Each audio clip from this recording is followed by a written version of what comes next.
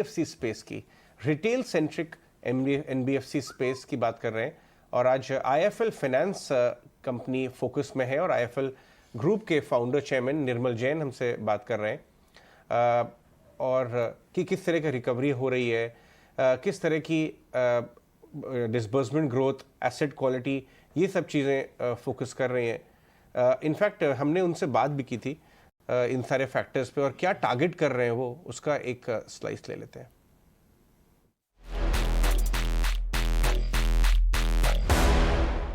हमारे साथ जुड़ रहे हैं निर्मल जैन, आईएफएल फाइनेंस के बारे में आज हम बातचीत करेंगे उनसे।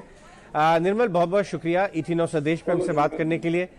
सबसे पहले आप बताइए कि आईएफएल फाइनेंस जो कि कंप्लीटली रिटेल सेंट्रिक एनबीएफसी बन रही है और ट्रांसफॉर्म हो रही है, आपके वेंटेज पॉइंट से आपको ऑन ग्राउंड डिमांड किस तरह की लग रही है? रिटेल सेंटिमेंट सुधरता हुआ किस तरीके से नजर आ रहा है इस समय? रिटेल सेंटिमेंट बहुत तेजी से सुधर रहा है और क्रेडिट की डिमांड भी काफी अच्छी तरह से बढ़ रही है, क्योंकि अब जो कोविड के बाद रिकवरी हुई है उससे हमने देखा है कि हर जगह बिजनेस में टचवुड मैं कहूंगा कि एक बहुत ही ऑप्टिमिज्म और तेजी का माहौल है। मोस्ट ऑफ द बिजनेसेस में रिकवरी है और लोगों को जो डर था कि कोविड 2 के बाद हो सकता है कोविड 3 आए या और कुछ हो, वो अब कम हो रहा है। और कुछ जो पेंट अप डिमांड जैसी थी, बहुत लोगों ने अपने जो डिसीजन थे वो पोस्टपोन कर दिए थे। और कभी कभी बिजनेस में क्या होता है कि जैसे अगर एक बार माहौल सुधरता है तो उससे सभी सेक्टर और सभी फैसेट जो है उसमें आपको एक अच्छा माहौल देखने को मिलता है। तो जहां तक मैं समझता हूँ क्रेडिट की डिमांड में, कलेक्शन एफिशिएंसी में और जो लोगों का जो मनस्थिति है इस इकोनॉमी और बिजनेस के बारे में, उसमें काफी पॉजिटिव रुझान है और काफी सुधार है। निर्मल, आप बताइए कि आपके आईएफएल फाइनेंस में जितने बिजनेस सेगमेंट्स हैं वो उस समय किस तरह से कर रहे हैं? कलेक्शंस एफिशिएंसी कैसे इंप्रूव हुई है? डिसबर्समेंट पे आउटलुक किस तरीके का है ग्रोथ का? कलेक्शन एफिशिएंसी सभी की 90% से ऊपर है। 95% होम लोन, गोल्ड लोन में तो मैं समझता हूँ कि 97, 99 जितनी कलेक्शन एफिशिएंसी है। और जो हमारे टोटल बिजनेसेस है, करीबन 44,000 करोड़ रुपए की जो बुक है हमारी, उसमें गोल्ड लोन जो है वो 14,000 करोड़ के आसपास है। होम लोन और जो हाउसिंग फाइनेंस है उसका पोर्टफोलियो कुछ 20,000 करोड़ रुपए का है। माइक्रो फाइनेंस कुछ 4,500 करोड़ के आसपास है। और सभी बिजनेसेस में अच्छा सुधार है। पर जो गोल्ड लोन और होम लोन जो दो बिजनेस है, वो मैं समझता हूँ कि वो पिलर है अपने ग्रोथ के और हमारे पूरे जो फाइनेंस बिजनेस के सभी पोर्टफोलियो के। और इनमें हर हमारी ब्रांचेस सब जगह पे 2,700 ब्रांचेस है पूरे हिंदुस्तान में। और ज्यादातर क्षेत्र में सब जगह पे काफी पॉजिटिव रिकवरी है और ये रिकवरी ऑल राउंड है। और डिमांड जो रियल एस्टेट और जो रेजिडेंशियल सेक्टर था वो काफी दबा हुआ था पिछले कई वर्षों से, उसमें भी हम देख रहे हैं काफी डिमांड है और होम लोन की डिमांड बढ़ रही है। कंस्ट्रक्शन फाइनेंस में भी जो कुछ डेवलपर जो पहले बहुत ही फंसे हुए थे, पर अगर अपार्टमेंट या फ्लैट तैयार है और लोकेशन ठीक है तो उनके माल में भी बिक्री काफी अच्छी तरह से दिख रही है। निर्मल, हमें थोड़ा और डिटेल में बताइए कि आप किस तरह की एनबीएफसी प्रोसेस में हैं बनाने के। हम जानते हैं कि आप टेक्नोलॉजी की काफ़ी मदद लेके ट्रांसफॉर्म कर रहे हैं अपने प्रोसेसेस को, अगर उसके बारे में थोड़ा डिटेल में बता सकें। हमारी एनबीएफसी थोड़ी अलग इसलिए है कि हम लोग कुछ 2,700 ब्रांचेस हैं, 24,000 एम्प्लॉइज है हमारे। और जो रिटेल का कामकाज है वो हम अपने खुद करते हैं और डीएसए का बहुत ही कम यूज करते हैं। और जो जिस तरह से हम लोग रिटेल लोन देते हैं, अगर आप गोल्ड लोन देखो तो 50-60 हजार रुपए का एवरेज टिकट साइज होता है। अगर होम लोन देखो तो हमारा जो एवरेज टिकट साइज है वो कुछ 15-16 लाख रुपए का है। मतलब घर की कीमत 20 से 25 लाख रुपए के आसपास होगी। और बिजनेस लोन भी जो है, अनसिक्योर्ड बिजनेस लोन कुछ 2-3-4 लाख रुपए के होते हैं, जो कि हम लोग शॉपकीपर्स को टारगेट करते हैं। और उसके अलावा जो सिक्योर्ड लोन है वो भी 1 करोड़ रुपए से कम के हैं, जो प्रॉपर्टी के अगेंस्ट है। तो सभी बिजनेसेस में हमारा जो फोकस है वो स्मॉल टिकट रिटेल पर है, ग्रेन्युलर रिटेल पर है। और उसकी वजह यह है कि हम समझते हैं कि इसमें बहुत सारे जो बड़े बड़े बैंक्स हैं वो इन लोन को अच्छी तरह से ओरिजिनेट नहीं कर पाते हैं, सर्विस नहीं कर पाते हैं। क्योंकि जो छोटा लोन है उसमें जो ऑपरेटिंग कॉस्ट है वो लोन की तुलना में उसकी जो अगर आप परसेंटेज ऑफ लोन देखो तो वो कॉस्ट थोड़ी ज्यादा होती है। तो हम लोग क्या कर रहे हैं, हमारी जो लो कॉस्ट ब्रांचेस हैं उसके अलावा हमने टेक्नोलॉजी में काफी इन्वेस्टमेंट किया है। और कुछ चीजें जो हमने टेक्नोलॉजी में की और समझता हूँ कि फर्स्ट इन इंडिया है या फर्स्ट इन वर्ल्ड भी कह सकते हो आप। जैसे अब हम व्हाट्सएप पे पूरी लोन शुरू से एंड तक देते हैं।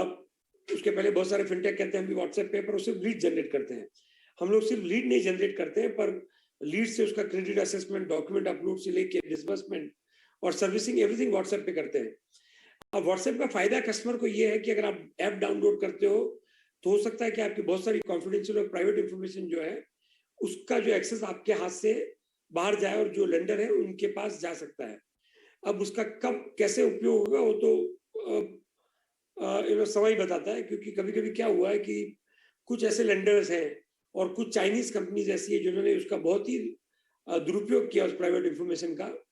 और अब रेगुलेटर भी उसके ऊपर सख्ती से रेगुलेशन के बारे में सोच रहा है। तो ये एक जो पहल थी हमारी वो काफी इनोवेटिव थी। उसके अलावा अगर आप गोल्ड लोन ब्रांचेस या कोई भी प्रोडक्ट देखो तो एंड टू एंड पेपरलेस है, उसमें कम से कम ओवरलैप है, बैक एंड फोर्थ जरूरत नहीं पड़ती है। हमने काफी सारे फिनटेक से टाइप किया है जिससे कि डॉक्यूमेंट सिग्नेचर से लेके कस्टमर का वेरिफिकेशन, पर्सनल डिस्कशन, सब चीजें जो है डिजिटली हो जाती है। और ये इन्वेस्टमेंट अभी भी चल रहा है क्योंकि काफी नई चीजें आ रही है। हमारा एक चीज जो अपने इंडिया के बारे में बहुत अच्छी है, यहाँ का जो डिजिटल इंफ्रास्ट्रक्चर है वो मैं समझता हूँ दुनिया में सबसे अव्वल दर्जे का है, क्योंकि सबसे बेहतरीन डिजिटल इंफ्रास्ट्रक्चर है कि सभी 130 करोड़ लोगों की आईडी जो है वो आप तुरंत उसको पहचान सकते हो, उसके ऊपर आप डॉक्यूमेंट उनका केवाईसी कर सकते हो, जो सिग्नेचर है वो बायोमेट्रिक हो सकती है, जो पेमेंट है वो कंप्लीट डिजिटली हो सकता है बिना किसी कॉस्ट के। हमारे यहाँ पे कॉस्ट सबसे कम है, पेमेंट की भी और डेटा की भी। तो उससे डेटा का यूज हो रहा है, स्मार्टफोन लोगों के पास पहुंच रहे हैं, और जो लोग जो गरीब या पिछड़े दर्जे के लोग हैं वो भी अब स्मार्टफोन के यूज से फाइनेंशियली इंक्लूड हो रहे हैं। और उसके अलावा अब जो नई जो चीजें हो रही है, डिजी लॉकर, सहाय, सहमति और अकाउंट एग्रीगेटर, उससे और भी आसान हो जाएगा छोटे बिजनेसेस को लोन लेना। और इन सब एरियाज में हम काफी इन्वेस्टमेंट कर रहे हैं और ये फ्यूचर ग्रोथ के भी ड्राइवर है। राइट निर्मल, क्या आप ये कहना चाह रहे हैं कि आपकी एनबीएफसी में एफिशिएंसी काफ़ी ज़्यादा होगी, एसेट क्वालिटी के ख़राब होने के चांसेस बहुत कम होंगे क्योंकि वो बहुत क्लोजली मॉनिटर्ड और ट्रैक्ड होगी टेक्नोलॉजी की मदद से, और ग्रोथ अच्छी है ही आपके सेगमेंट में। तो ये जब तीनों चीज़ें पुट टुगेदर होंगी तो एक बहुत ही रोबस्ट रिटेल सेंट्रिक एनबीएफसी का बिजनेस मॉडल तैयार हो रहा है। हाँ, बिल्कुल सही कहा आपने, क्योंकि यही हमारा फोकस रहा है पिछले 15 सालों में। 14 सालों में अगर आप हमारी एनबीएफसी देखो तो उसके cost to income ratio, efficiency बहुत ज्यादा अच्छी है, क्योंकि हमारी जो ब्रांचेस हैं वो वेल एस्टेब्लिश्ड है अब, और टेक्नोलॉजी के यूज से हमने कॉस्ट भी कम की है। और बहुत टेक्नोलॉजी का यूज होता है फ्रॉड डिटेक्शन में, क्रेडिट अंडरराइटिंग के लिए, उससे भी एसेट क्वालिटी सुधरती है। एसेट क्वालिटी के लिए दो चीजें इंपॉर्टेंट है, एक तो आपके जो लोग हैं जो क्रेडिट असेसमेंट और पॉलिसीज बनाते हैं उनको एक्सपीरियंस होना चाहिए। तो हमारी जो पूरी टीम है उनको अच्छी बैंकों एनबीएफसी में कम से कम 15 से 20 साल का एक्सपीरियंस है। जो मैनेजमेंट टीम है, जो टॉप मैनेजमेंट टीम जो पॉलिसी डिसाइड करती है। टेक्नोलॉजी में हमारे पास काफी लोग हैं, अगर आप आईएफएल ग्रुप में देखो तो 300 से ज्यादा लोग टेक्नोलॉजी में है, और हम लोगों का पूरा कामकाज टेक्नोलॉजी का प्रोप्राइटरी है, जो कि खुद ही हम लोग देखते हैं। और हमारे पास डेटा है 40 लाख से ज्यादा कस्टमर का, उसके ऊपर हम लोग बैक टेस्टिंग करके टेक्नोलॉजी डेवलप कर सकते हैं। तो ये सभी एडवांटेज जो है वो एक रोबस्ट एनबीएफसी के लिए बहुत ही जरूरी है, और हम उसी पे काम कर रहे हैं। एक बार थोड़ा अगर अपने हमारे व्यूअर्स के लिए, अपने शेयर होल्डर्स के लिए जो हम देख रहे हैं आपको, अगर ये बताना चाहें कि आप अगले 4 to 6 क्वार्टर्स की बात कर लेते हैं, क्या स्ट्रेटेजिक डायरेक्शन, क्या focus area as a promoter और आईएफएल लेना चाहेंगे, और क्या नई चीजें आगे लाइंड अप हैं कंपनी में? अगले 4 to 6 क्वार्टर्स में जो हमारे कोर प्रोडक्ट है हम उसी पे फोकस कर रहे हैं, जो कि बिजनेस लोन में लोन अगेंस्ट प्रॉपर्टी और अनसिक्योर्ड दोनों है। होम लोन और गोल्ड लोन ये बड़े प्रोडक्ट है। माइक्रो फाइनेंस में भी हम लोग पूरी कंट्री में ज्योग्राफिकली डाइवर्सिफाइड स्ट्रेटेजी है। पर अगले 4 क्वार्टर में जो फोकस रहेगा वो जो टेक्नोलॉजी में बहुत सारी पहल हमने की और बहुत सारे जो नए डेवलपमेंट हो रहे हैं, जैसे मैंने बताया डिजी लॉकर के बारे में, अकाउंट एग्रीगेटर के बारे में, और इसमें जो प्रोसेस हमारा जो चल रहा है उसमें काफी इन्वेस्टमेंट है। और मुझे लगता है कि अगले 4 क्वार्टर 1 साल में हम लोग एक ऐसी स्टेज पे पहुंचेंगे जिसमें हमारी टेक्नोलॉजी बेस्ट इन क्लास हो। यही हमारा ध्येय है और इसी ऑब्जेक्टिव से हम काम कर रहे हैं। और उसके लिए बहुत इन्वेस्टमेंट, काफी सारे फिनटेक के साथ हमारा एसोसिएशन है, उनके साथ मिलके काम कर रहे हैं। और आईएफएल फाइनेंस और आईएफएल सिक्योरिटीज ने मिलके एक फिनटेक फंड भी स्पॉन्सर किया है। और जो टेक्नोलॉजी में जो इनोवेशन और जो क्रिएटिविटी है, सत्य प्रसाद जी, उसमें क्या होता है कि एक आदमी कभी भी पूरी हर चीज सोच नहीं सकता। बहुत सारे हमारे पास यंग ऐसे एंटरप्रेन्योर हैं जिन्होंने अलग अलग क्षेत्र में बहुत ही क्रिएटिव काम कर रहे हैं। और मैं समझता हूँ कि दुनिया में कोई भी एक कंपनी ऐसी नहीं है जो कि पूरे इनोवेटिव आइडियाज खुद ही सोच ले और खुद ही कर ले। ये मेरी सोच है। तो हम एक इकोसिस्टम ऐसा बना रहे हैं जिसमें हम इन सबके साथ जुड़े, इनकी टेक्नोलॉजी को इंटीग्रेट करें और सब मिलकर एक ऐसा सिस्टम बनाए जो सबसे बढ़िया हो। और हमारी खुद की टेक्नोलॉजी टीम भी बहुत काम कर रही है। तो अगले 4 क्वार्टर में जो मेन ऑब्जेक्टिव है वो ये है कि जो टेक्नोलॉजी में जो एक प्रोसेस चालू हुआ उसको एक बहुत ही ऊंचे मुकाम तक लेके जाना है, इसको इस तरह से रोबस्ट करना है जो कि बेस्ट इन क्लास हो। निर्मल, मैं टेम्प्टेड हूँ एक क्वेश्चन और पूछने से के लिए आपसे, और वो है कि टेक्नोलॉजी का फायदा जब होना शुरू होता है और सारे एफर्ट्स एक साथ जाते हैं तो ग्रोथ ज्योमेट्रिक प्रोपोर्शन में होती है, लीनियर नहीं होती है।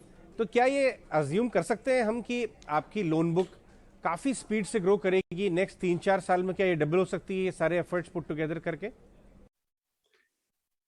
हाँ, अब इसमें एक चीज ये है कि जो हमारा बिजनेस है, जो आईएफएल फाइनेंस का, वो लेंडिंग का बिजनेस है। उसमें जो है एक्सप्लोसिव ग्रोथ नहीं हो सकती है, जो कि आप अगर, जैसे क्या होता है कि अगर टेक्नोलॉजी की अडॉप्शन है, समझो कि आपने व्हाट्सएप मैसेंजर बनाया या कोई ऐसा प्रोडक्ट है, उसमें ग्रोथ जो है आपकी 10x भी आ सकती है साल भर में। पर ये जो लेंडिंग का बिजनेस है उसमें टेक्नोलॉजी से ग्रोथ फास्ट तो जरूर होगी और अगले 3-4 साल में लोन बुक डबल हो सकती है, जो कि अपनी इकोनॉमिक ग्रोथ है, फाइनेंशियल सेक्टर की ग्रोथ उसको देखते हुए। पर जो प्योर टेक्नोलॉजी ग्रोथ होती है वो एक अलग तरह से होती है। हमारी कंपनी में जो टेक्नोलॉजी है अपने बिजनेस को पावर करता है, पर जो मेन बिजनेस है वो फाइनेंसिंग का है। तो उसकी जो ग्रोथ है, अगर मैं समझता हूँ कि 25% के आसपास भी हो तो बहुत अच्छी ग्रोथ समझनी चाहिए हमें, कंपाउंडेड। ठीक है निर्मल जी, आज के लिए इतना ही। हमारे साथ बात करने के लिए बहुत बहुत धन्यवाद और अपनी बिजनेस मॉडल और आगे की पूरी रणनीति बताने के लिए थैंक यू वेरी मच।